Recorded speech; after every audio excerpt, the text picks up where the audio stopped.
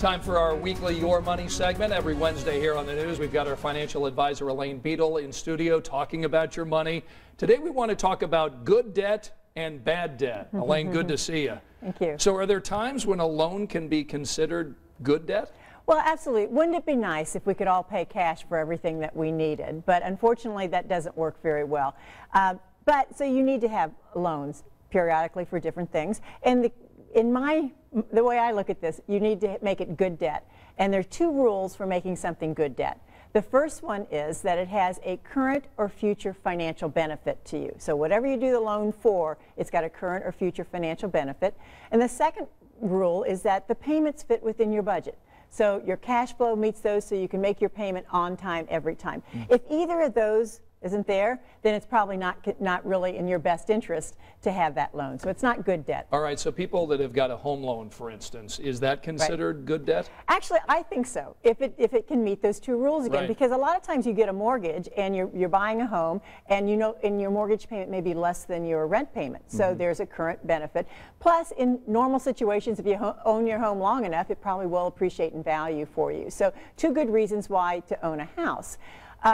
But those payments have to meet rule number 2, which means they fit into your budget. So if you're looking at a home and you're looking at the payment and it's more than 28% of your gross monthly income, it's probably too high. What do? Okay, look for a less expensive home. Maybe save more for a down payment to reduce what those payments might be. But don't step into the loan until you've really investigated those things and making sure that you've got it taken care of.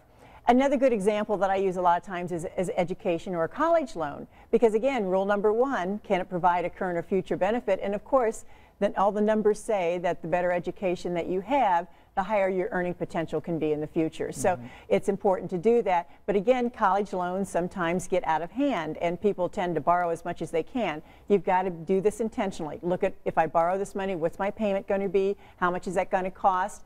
And if it's too much, is there a better alternative? Can you take a lesser expensive college or alternative for education? Can you live at home? Can you do a work-study program where you work a while and then study a while? So look at different alternatives so you don't get it to be a bad debt. I've got about 30 seconds left. So we've talked about good debt. What's an example of bad debt? Well, most commonly you're going to see that as lifestyle debt. You know, just purely living beyond your means. And a lot of times you see that festering on a credit card, where you end up having too much money on a credit card, you can't pay it off at the end of the month. That becomes bad debt, because if it's from lifestyle, you know, you're never going to be able to catch up, and that balance on that credit card will continue to go up until you can't take it any higher, and it's really hard to pay that back. That, in my mind, is bad debt. There's no benefit to it. You're just overspending for just normal things in life. A really interesting topic today, good debt and bad debt. Right. We've got more information about Elaine Beadle and Beadle Financial. You'll find it under Hot Topics at WTHR.com.